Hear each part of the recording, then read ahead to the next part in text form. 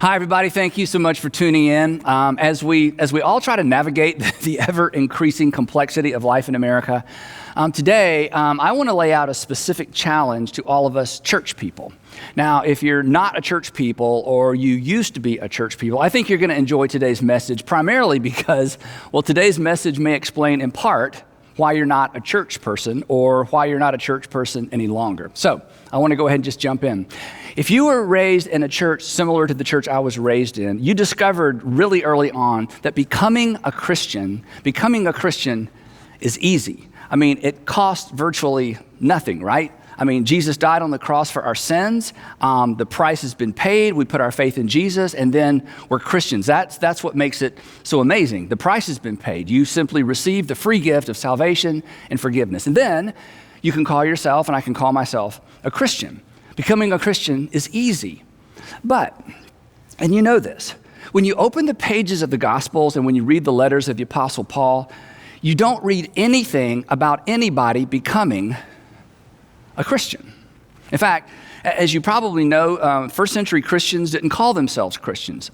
That's what non-Christians called Christians. And it was probably a slur or a derogatory term. It literally meant one associated with Christ, or a Christ one. And this wasn't like a static label like being an American or a Canadian. It actually indicated a way of life. And the term only shows up 3 times in the Bible.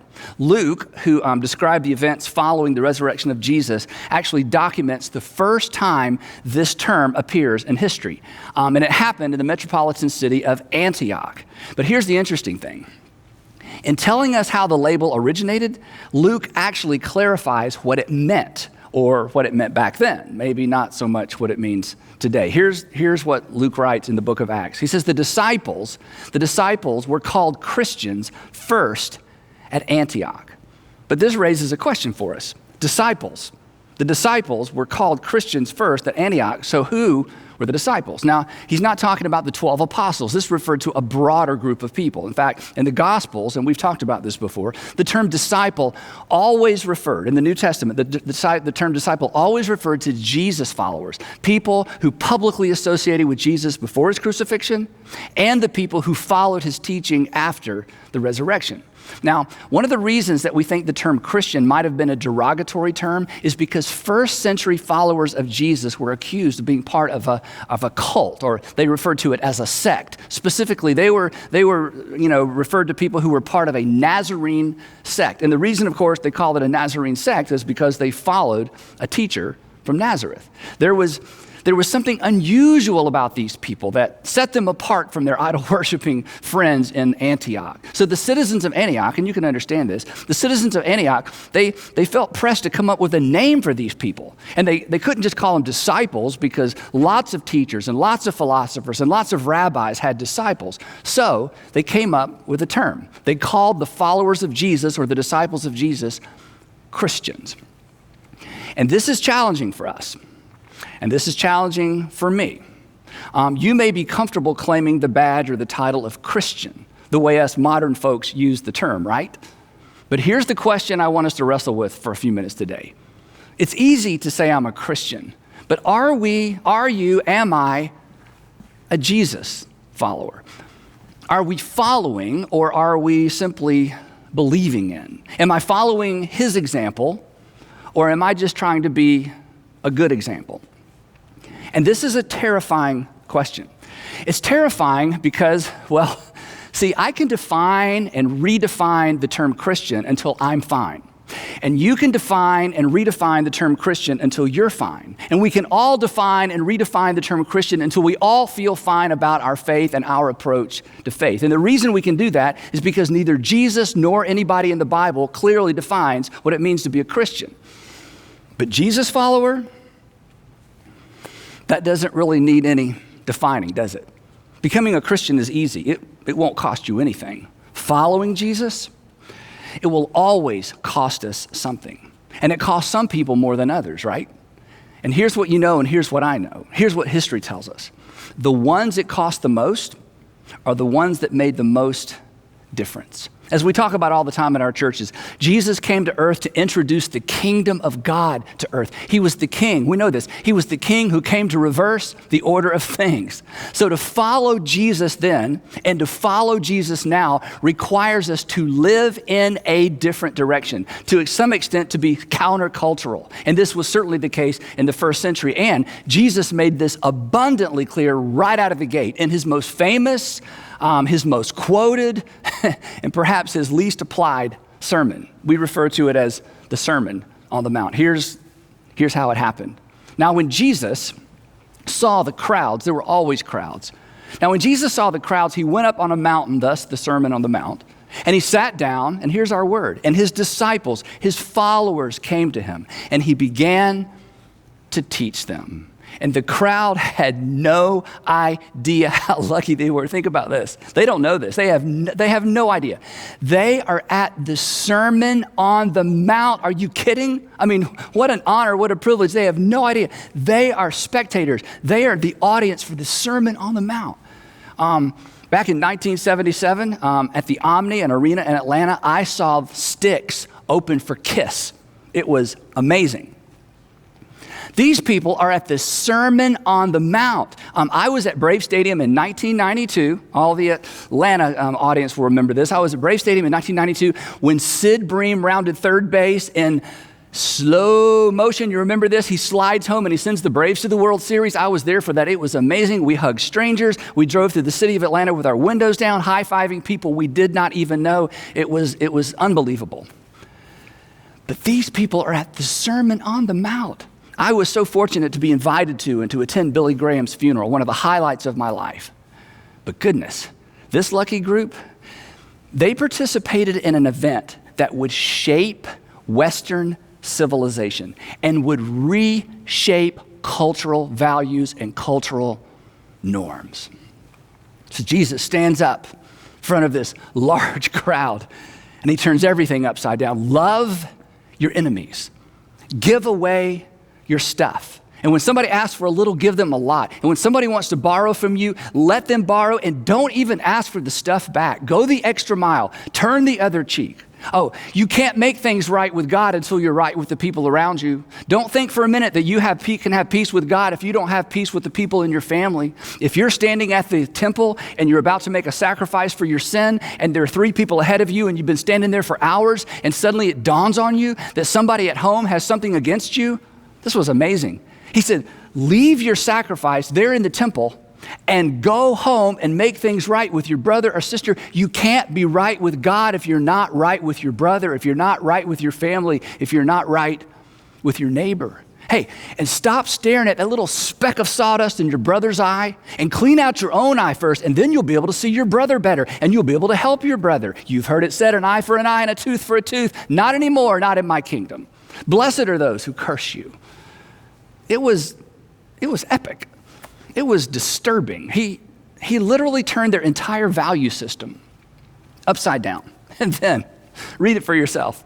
He drops the mic and he heads to Capernaum. When Jesus had finished, I love this, when Jesus had finished saying these things, and I just gave you the summary, right? The crowds were amazed at his teaching. Why? Because he taught as one who had authority. He was a king, as one who had authority and not as their teachers of the law. And when Jesus came down from the mountainside, large crowds followed him. It was a street party. Nothing like this had ever happened before. I mean, John the Baptist, he was kind of the warm-up act, and he attracted thousands and thousands of people, but there was something different about Jesus. Again, he spoke as one who had authority, and maybe this was the Messiah. And then a man with leprosy shows up. He shows up, he steps right in front of Jesus, and he kneels down before Jesus. And this was kind of a downer, right? I mean, as soon as a leper shows up, the crowd kind of stops. They kind of make space. Nobody wants to get too close. And it's like, oh, things were going so well. And the leper says to Jesus, if you are willing, Lord, if you are willing, you can make me clean. Now, Jesus had just taught, blessed are the poor in spirit, blessed are the poor, blessed are those who mourn, for they'll be comforted. Big talk, right? So what's he going to do? Jesus, you know this story, he reaches out his hand and he touched the man, and I love this.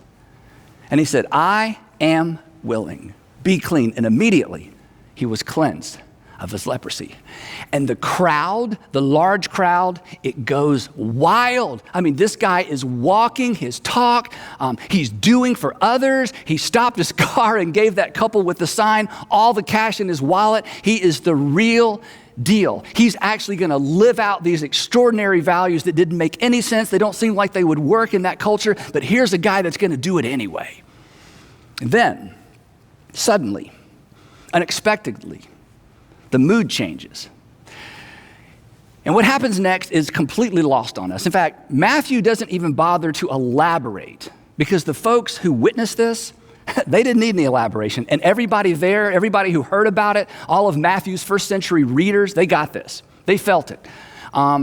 It was like a 17-year-old boy talking to his friends and telling the friends the story of being all cuddled up with his girlfriend in his girlfriend's basement, when suddenly the lights come on and her dad is standing there. And his friends, they all have the same question, right? And their question is not, well, how did you feel in that moment? No, they already know the answer to that question. What do they want to know? They want to know, well, what happened next?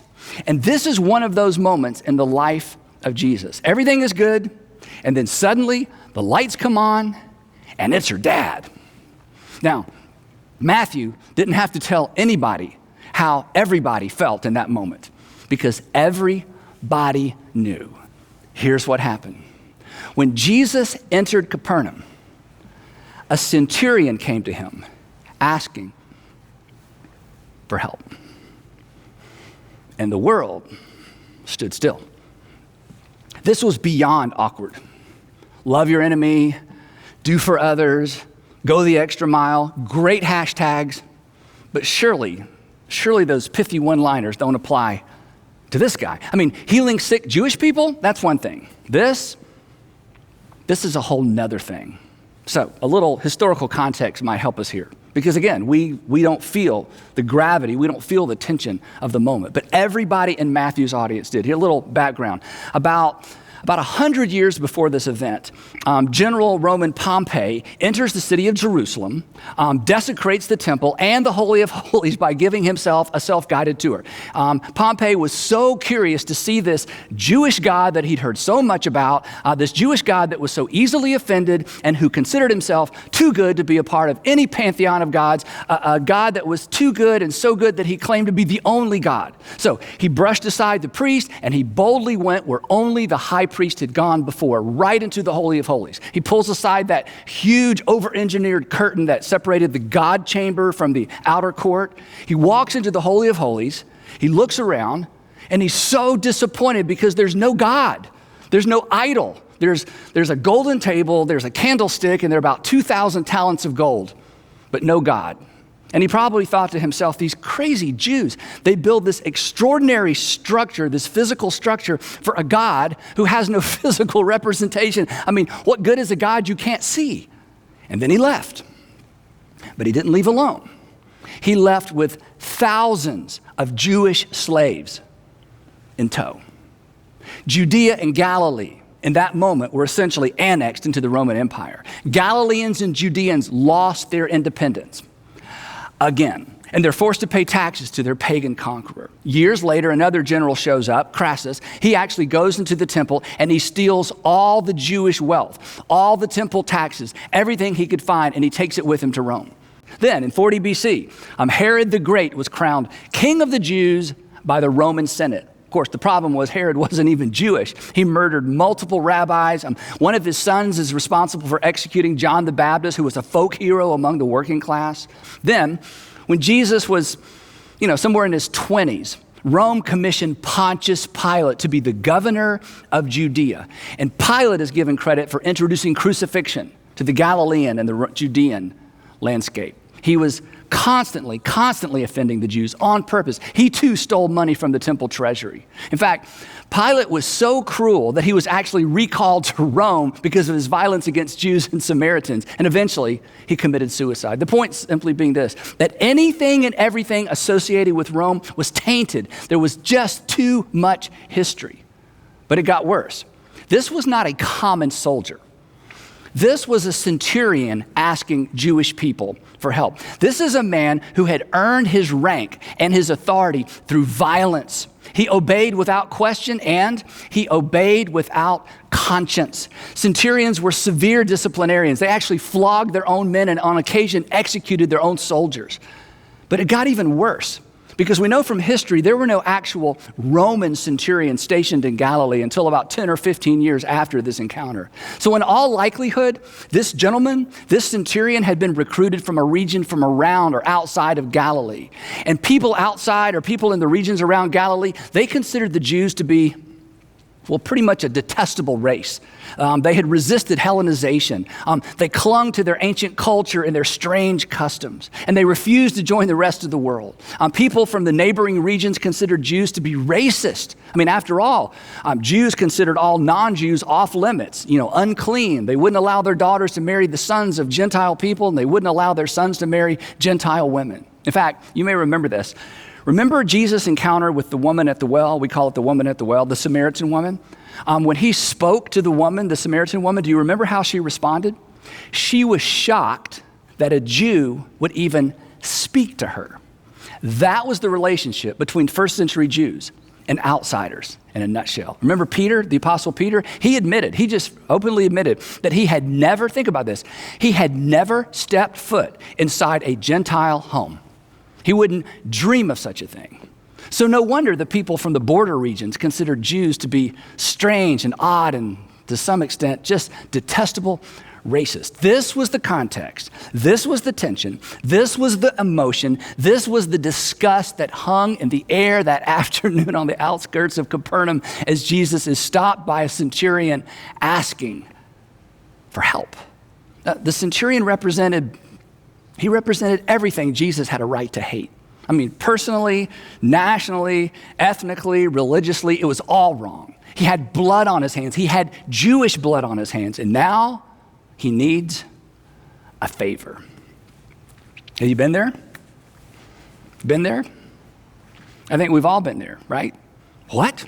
You want a job recommendation? Are you kidding? After the way you treated me, after the way you treated our employees, you want us to give you a good recommendation? Are you kidding? What? You want to borrow money? No.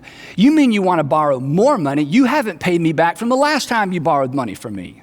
You want a second chance? Are you kidding? This is your third second chance. You've had 3 second chances. Oh, you want to come for Christmas? Have you forgotten how you treated me and our family last Christmas? Oh, you need to stay with someone for a while? Okay, last time a while was 3 months. You never said thank you, and you never offered to help with the bills. Too much history. Now, this is what we have in common. Isn't it true that if I want you to help a stranger who's never done anything for you or to you, you're for that, right? I mean, in terms of helping someone I don't know that's never done anything to me or for me, I'm all for that. I'm up for that, aren't you? I mean, that feels good. But doing good for someone who hurt me, or doing good for someone who reminds me of someone who hurt me or hurt someone I love, I just think that's too much. Becoming a Christian is easy. Salvation is free. It'll cost you nothing. Following Jesus, moving beyond what's reasonable, beyond what's expected, that's difficult. It's unnatural. It's beyond natural. It's almost supernatural. And of course, that was Jesus' point. And if you do good, remember he taught this, Sermon on the Mount, and if you do good to those who are good to you, what credit is that to you? Even sinners do that. If you do good only for those who do good for you, there's nothing unusual about that. That brand of love is so commonplace. That brand of love keeps us sequestered behind our brands. It keeps us with our tribes. So, there they stand. There Jesus stands. There the centurion stands. And the question was, what would he do? They'd heard what he preached, but what would he do? And unfortunately, you can guess. Perhaps you know. Perhaps you've read the story. And once we read the end of the story, then I have a decision to make, and you have a decision to make, and we have a decision to make. We have to decide, are we willing to follow Jesus, or will we be content with simply being Christian? When Jesus had entered Capernaum, a centurion came to him asking for help.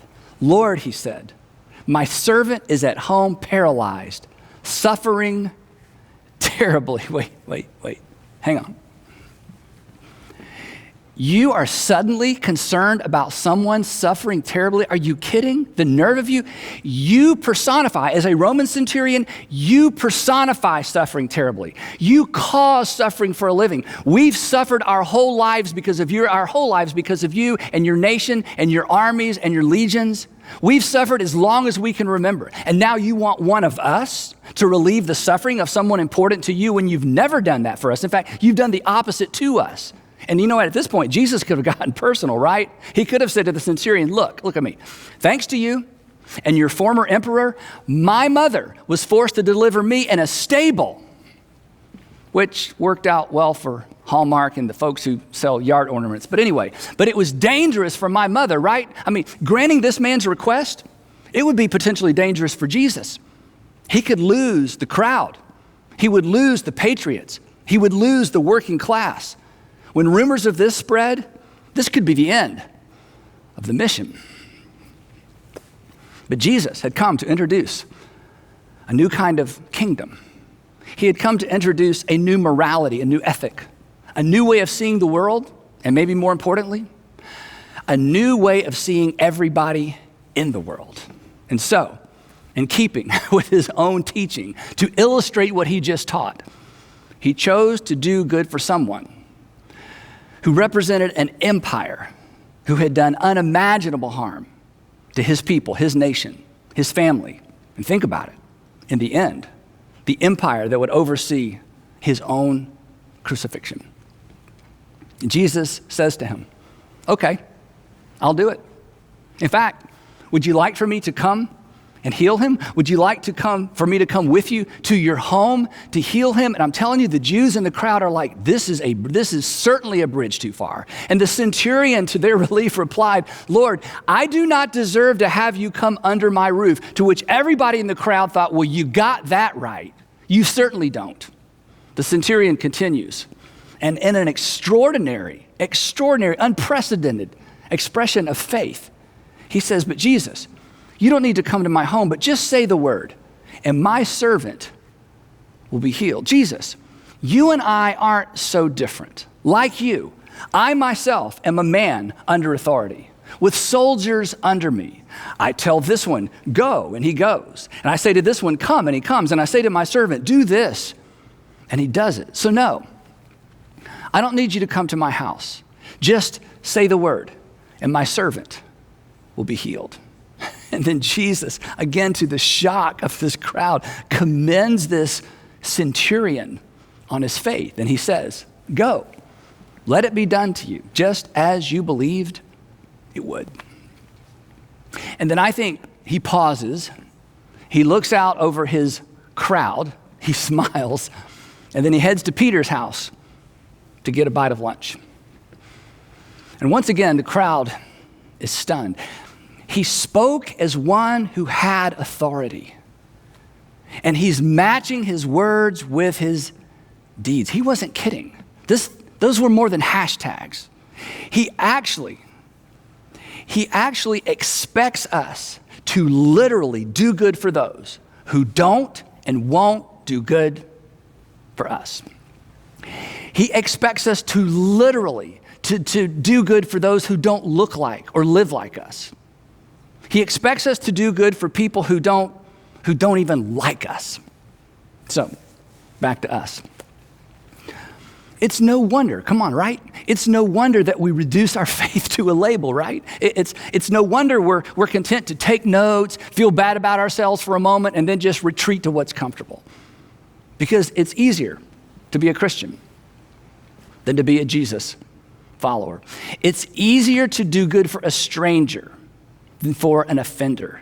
It's easier to love people who look like me, who think like me, right? Who live like me, and who agree with me. It is easier to be a Christian than a Jesus follower. And if that's what you choose, if that's what we choose, we will contribute to the challenges we are wrestling with as a nation. And I'll tell you why. Because if you don't choose to follow Jesus, you will be content to simply believe. You'll be content to believe. You'll believe all the right things. You'll believe that all men and women are created in the image of God, that they're all created equal, that they have intrinsic worth, that they have divinely assigned value. You'll agree with C.S. Lewis when he made this extraordinary statement that there are no ordinary people. There are no mere mortals. You'll believe from the bottom of your heart that a person's value and dignity is not assigned by men. It is assigned by God. But if you have not decided to follow Jesus, if I've not decided to follow Jesus, it just ends there. It ends with correct belief. If we don't decide to follow Jesus, we will not act. We won't act on what we claim to believe when it costs us something. And we will not react. We will not react when we see people treated unjustly, unkindly, unfairly. Now, here's the really interesting thing. Apparently, Jesus saw this coming. Apparently, Jesus saw us coming. He saw me coming. He seemed to have anticipated a generation that would be content to know, but not to do. In fact, this is so interesting. Jesus reserved his final words, his harshest statements in the Sermon on the Mount for those people who would hear and not do, who would agree, but who wouldn't act. For those who are content to sit and to listen and nod, but refuse to follow. Here, think about this. This is amazing. Here is the closing statement. Here is the closing statement of his most famous sermon. Here's how he closes it. But everyone who hears these words of mine and does not put them into practice is like a foolish man. Everyone who heard this sermon and who was moved by this sermon and even agreed with parts of this sermon, but when it gets down to real life, when it gets down to those those emotional moments where it's just too much to think about following through with what we just heard, he said, the person who hears these words of mine and refuses to put them into action is like a foolish man. Specifically, they're a fool. And they're a fool because he or she will have fooled themselves. They will have fooled themselves into thinking that they're better than they really are, that they found favor with God that they don't really possess. It's like a foolish man who built his house on sand. It looked great. You remember how this ends. And then the rains came down, and then the streams rose, and then the winds blew, and they beat against that house, and it fell with a great crash. So here's what I want to leave you with. The men and women who make a difference in the world are not the men and women who believe right. They are the men and women who act and react when something isn't right, even when it costs them. So here's my invitation to you. Here's my invitation to us. Here's my invitation to me. Let's not be content with Christian. Let's follow. Let's continue to do good for those who can't or won't do good for themselves. And then, when the centurions in our world show up, when everything in us recoils at the thought of leveraging our resources, our time, our reputation for their good, let's remember this. Because this is at the epicenter of our faith. This is the why behind the what. This is why Jesus could say what he said and expect us to follow through. This is what compelled post-resurrection followers to embrace this kingdom ethic to such an extent that it eventually captured the imagination of the empire. Let's remember this when confronted by the centurion in our world. But God